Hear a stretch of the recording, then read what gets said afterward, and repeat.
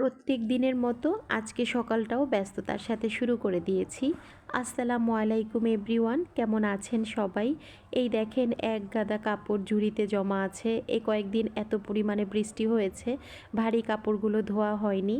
আমার ফ্ল্যাটে দুইটা বেলকনি, তবে একটাতেই আমি কাপড় নাড়তে পারি, অন্যটাতে আমার এসির আউটডোর রাখা আছে। তো এই জন্য ওইখানে আসলে কাপড় একেবারেই নাড়া যায় না। তো ছেলেদের জিন্স প্যান্ট, ট্রাউজার, গেঞ্জি এগুলো দেখা গেছে ভালো করে রোদ না উঠলে শুকানো যায় না। তো সকাল 10টা থেকে 10:30টার ভিতরে আমার কাজের খালাটা চলে আসে। তো আমি কাপড়গুলো ওয়াশরুমে দিয়ে দিলাম, যেগুলো ধুতে হবে। তো খালা এসে ঘরটা মুছে তারপর কাপড়গুলো ধুয়ে দিবে আর কি। তো এরই মাঝে কিন্তু আমি একদম বিছানা টিছানা ঝেড়ে নাস্তা বানিয়ে নিয়েছি। আর আপনাদের ভাইয়া বাজারে গিয়েছিল, তো উনি সবজি আর মাছ নিয়ে আসছে। তো আজকে একটা পাতাকপি নিয়ে আসতে বলেছিলাম, এই পাতাকপিটা নাকি 80 টাকা নিয়েছে। তার সাথে একটা পাকা পেঁপেও নিয়ে আসছে। পাতাকপি ডিম দিয়ে আবার মুরগির বুকের মাংস দিয়ে ছোট ছোট করে কেটে ভাজি করলে আমার বাচ্চারা খেতে অনেক বেশি পছন্দ করে। আর পাকা পেঁপে তো আমার ছেলেরা একদমই খেতে চায় না, আপনাদের ভাইয়া আর আমারই খাওয়া হয়।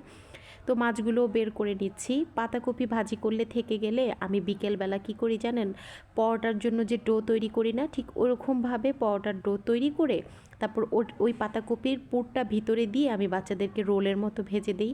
বাচ্চারা খুব মজা করে খায়। এরকম করে ভেজে দিয়ে দেখতে পারেন, আপনাদের বাচ্চারাও পছন্দ করবে।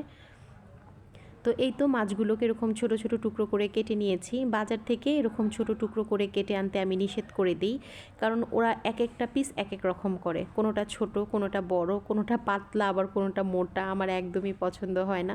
তো আমি আমার মতো করে কেটে নিই।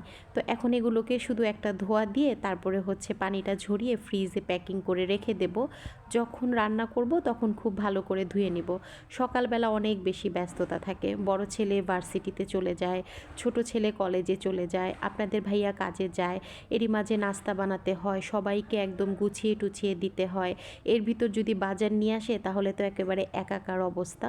তো তাড়াহুড়া করে মাছগুলো কেটে তারপর ধুয়ে প্যাকিং করে নিচ্ছি, যেহেতু খালা ঘরটাও মুছবে, রান্নাঘরটাও মুছবে, এতে করে মাছের যে স্মেলটা সেটা আর থাকবে না। তাই চাচ্ছি উনি একবারে সব কিছু ক্লিন করে দিয়ে গেলে আর সবাই সবার মতো কাজে বের হয়ে যাবে, তারপর আমি একদম আস্তে ধীরে রান্নাবান্না করব আর কি। তো যে কয় পিস করে রান্না করব ঠিক ওইভাবে করে আমি প্যাকেট করে এগুলো ফ্রিজে রেখে দিচ্ছি। তার সাথে সিঙ্কটাও ক্লিন করে নিচ্ছি, পাশে চুলাটাকেও একদম ক্লিন করে নিয়েছি আর কি। তো হাতটা ধুয়ে তারপর হচ্ছে একটু পেঁপেটা কেটে দিব। আপনাদের ভাইয়া বলছিল যে আমি নাস্তার পরে পেঁপেটা খাবো, খেয়ে তারপর বেরোবো, তখনই বলেছিল। তো আমি ভাবলাম যে আমিও একটু সাথে খাবো, তাহলে একেবারে হাতটা ধুয়ে কিচেন থেকে বের হই। তো এই তো পেঁপেটা কেটে নিয়েছি। তো আমিও এখানে দাঁড়িয়ে 2 পিস খেয়ে নিলাম। আপনাদের ভাইয়ের সাথে বসে খাওয়ার মতো সময় এখন নাই আর কি। আর পেঁপেটা তেমন একটা ভালো পড়েনি, তেমন একটা মিষ্টিও হয়নি, আর কেমন জানি একটা ধোয়া ধোয়া গন্ধ আসছিল। তো যাই হোক, আজকের ভিডিওটা এই পর্যন্ত। সবাই ভালো থাকবেন, ভালো লাগলে প্লিজ একটা লাইক দেবেন, শেয়ার করবেন আমার ভিডিওগুলো ফ্রেন্ড এবং ফ্যামিলির সাথে। আজকের মতো এখানেই বিদায় নিচ্ছি। Tata and take care.